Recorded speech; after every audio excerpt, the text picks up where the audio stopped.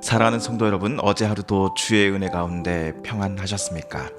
2021년 3월 9일 화요일 아침 매일 성경 말씀 묵상 시간입니다.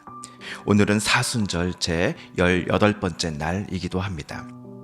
다 같이 사도신경으로 신앙 고백하며 오늘 말씀 묵상 시간 함께 시작하겠습니다. 나는 전능하신 아버지 하나님, 천지의 창조주를 믿습니다. 나는 그의 유일하신 아들 우리 주 예수 그리스도를 믿습니다.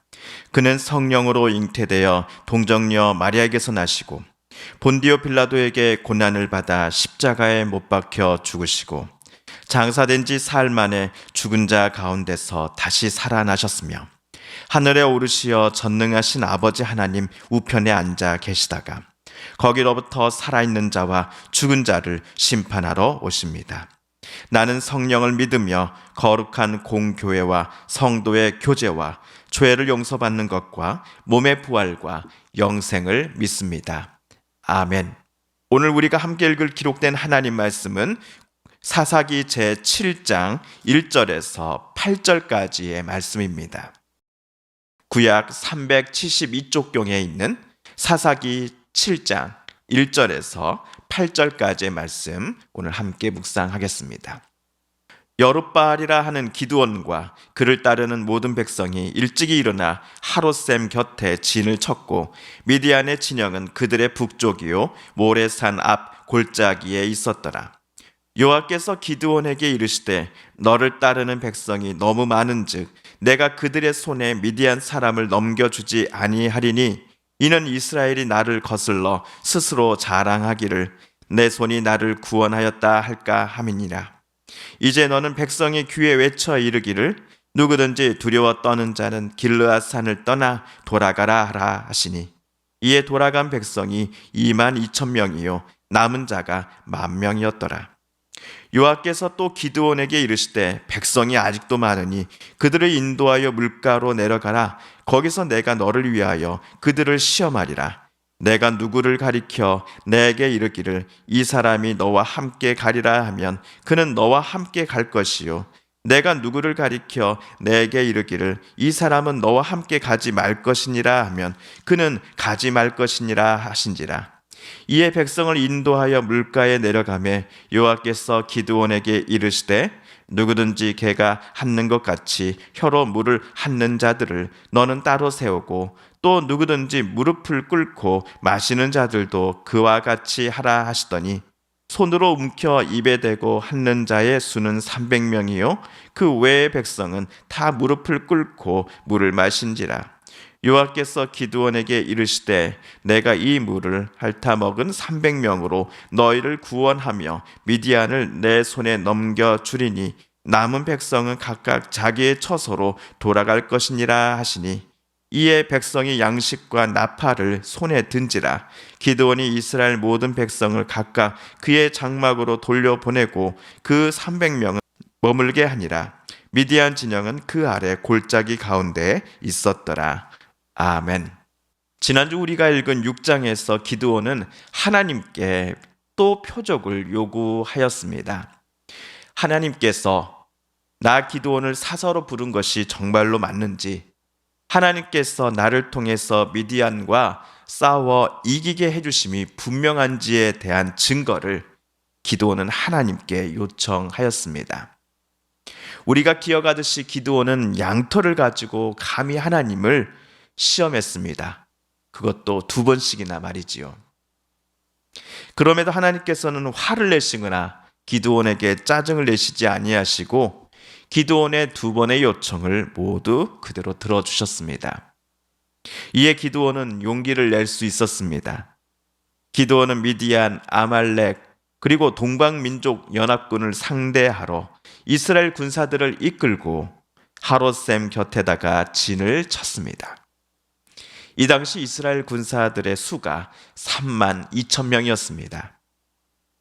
그런데 하나님께서 기드온아, 이스라엘 군대 수가 너무 많다라고 기드온에게 말씀하십니다.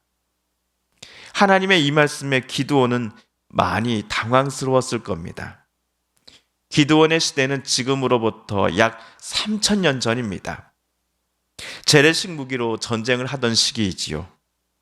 기드온 당시에 상대편 나라의 가장 무서운 위협이 되는 무기는 바로 엄청난 군사 인원일 것입니다. 그런데 하나님께서는 기드온에게 미디안과 맞서 싸우러 나온 이스라엘 군대 수가 너무나 많다라고 하시며 그 중에 일부를 집으로 되돌려 보내라고 기드온에게 명령하고 계셨습니다. 하나님께서 기드온이 미디안과의 전쟁에서 반드시 승리할 거야 라고 분명 말씀하셨는데 과연 하나님의 말씀은 진심인지 기드온으로서는 잠시나마 헷갈렸을 겁니다. 그렇다면 하나님의 의도는 과연 무엇이었을까요? 2절을 제가 새 번역 성경으로 한번 읽어보겠습니다. 주님께서 기드온에게 말씀하셨다. 내가 거느린 군대의 수가 너무 많다. 이대로는 내가 미디안 사람들을 내가 거느린 군대의 손에 넘겨주지 않겠다. 이스라엘 백성이 나를 제쳐놓고서 제가 힘이 세어서 이긴 줄 알고 스스로 자랑할까 염려된다. 기드온과 이스라엘이 미디안과의 싸움에서 이길 터인데 그 승리는 모두 하나님께서 이스라엘과 함께 해주셨기 때문일 것입니다. 하나님께서 미디안의 그리고 또 동맹군들을 이스라엘과 기드온의 손에 넘겨주셨기 때문에 가능한 승리일 것입니다. 하지만 이스라엘 군사들은 자기들이 숫자가 많아서 이번 전쟁에서 승리했다라고 착각하고서는 그들은 승리를 주실 하나님을 잊을 가능성이 매우 높다라는 것을 하나님은 이미 알고 계셨습니다. 하나님의 마음을 들은 기드온은 집합한 군사들을 향해 두렵고 떨리는 사람이 있다 한다면 뭐라 하지 않을 테니 여러분의 집으로 되돌아가도 좋습니다 라고 외칩니다. 그러자 3절을 보시면 무려 22,000명이 집으로 되돌아갔습니다. 이제 기드온에게는 총 32,000명 중에 1만 명, 딱 1만 명만 남았습니다. 그럼에도 하나님께서는 기드온 여전히 군사수가 너무 많아 라고 말씀하시는 게 아닙니까? 그러시더니 하나님께서는 샘물을 개처럼 물을 핥아먹는 사람 300명만 빼고서는 무릎을 꿇고 물을 마신 나머지 7,000명은 모두 집으로 돌려보내라고 기드온에게 말씀하시지요. 주석가들 중에는 어떤 분이 샘물을 개처럼 핥아먹은 모습과 무릎으로 물을 마신 모습을 통해 미디안과의 전투에서 가장 적당한 군사들을 하나님께서 선택하신 것이야 라고 해석하는 분도 있습니다. 물을 마시는 위 두 가지 모습 중 어느 것이 전쟁을 대하는 올바른 군사의 태도인지 자세인지를 저도 군대를 다녀왔습니다만 이것만 가지고는 잘 분간을 못하겠습니다. 물을 마시기 위해 얼굴을 물에 대고 무릎을 꿇은 군인은 주변의 움직임을 볼 수 없어서라는 것이 그 주석가분들의 입장입니다. 아주 틀린 해석만은 아닌 것 같은데 그래도 뭐랄까 제게는 조금 애매한 점이 좀 남아 있습니다. 오히려 저는 오늘 하나님께서 샘물을 먹는 자세와는 상관없이 숫자가 적은 쪽을 미디안과의 전쟁에서 나갈 군사들로 선택하셨다라고 생각합니다. 하나님께서는 앞에서 또 2번씩이나 기드온과 함께한 군사들의 숫자가 너무나 많다라고 말씀하시며 그들을 중간중간 되돌려 보내시지 않으셨습니까? 그렇다면 이번 샘물 먹기 테스트에서 하나님께서 합격의 기준으로 삼으신 것은 어느 쪽의 인원이 소수인가의 여부였던 것입니다. 하나님의 말씀대로 기드온은 7,000명의 군사들을 모두 집으로 되돌려 보냈습니다. 이때 하나님의 말씀을 들어보시겠습니까? 새 번역으로 7절입니다. 주님께서 기드온에게 이르셨다. 물을 핥아먹은 300명으로 너희를 구원하겠다. 미디안 사람들을 너의 손에 넘겨주겠다. 나머지 군인은 모두 온 곳으로 돌려보내라.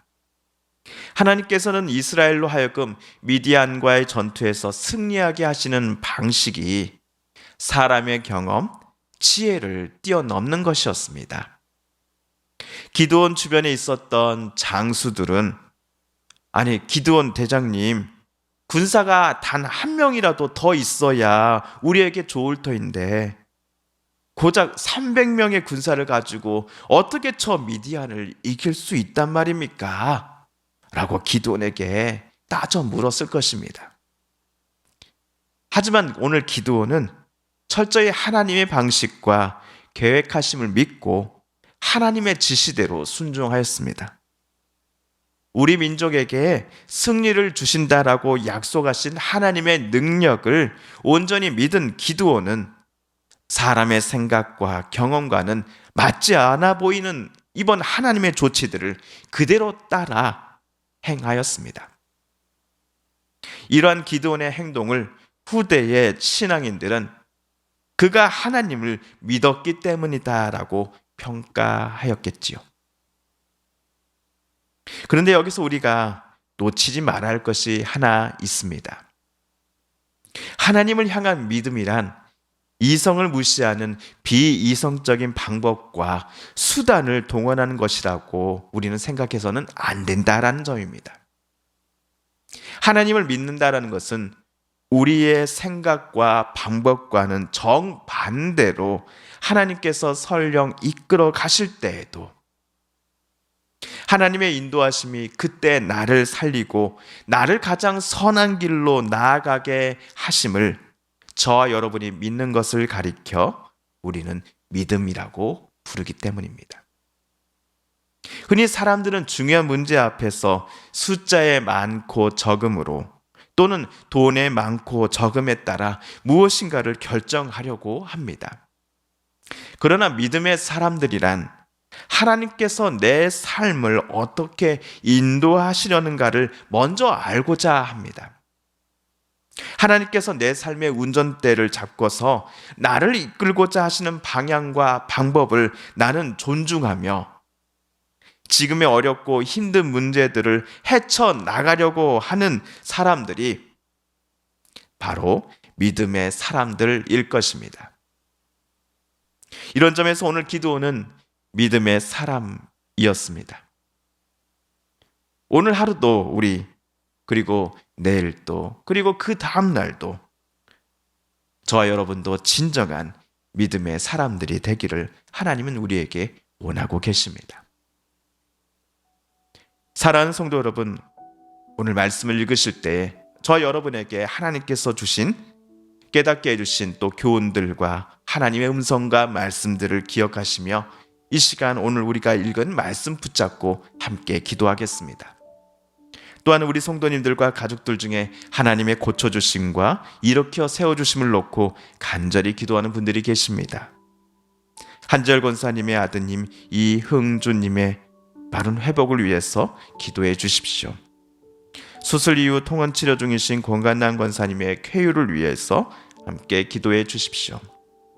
또한 강백정 권사님, 이순애 권사님, 김순희 집사님, 박경옥 집사님, 오영식 집사님, 이기숙 권사님, 이목수 권사님, 조춘자 권사님, 최재경 집사님, 서기훈 권사님의 건강과 또 안녕을 위해 여러분 함께 기도해 주십시오. 코로나19로 신음하며 아파하는 이 세상이 어서속히 하나님의 도우심으로 회복되고 나음을 얻으며 희망을 품고 자라나는 이 세대에 또 우리 모두에게 용기와 또 기쁨이 회복되어지길 간절히 하나님 앞에 소망하며 기도드리십시다. 마지막으로 우리가 가지고 나온 기도 제목 하나님께 아뢰며 하나님의 은혜 보좌 앞으로 우리 더 가까이 나아가겠습니다. 함께 기도합니다.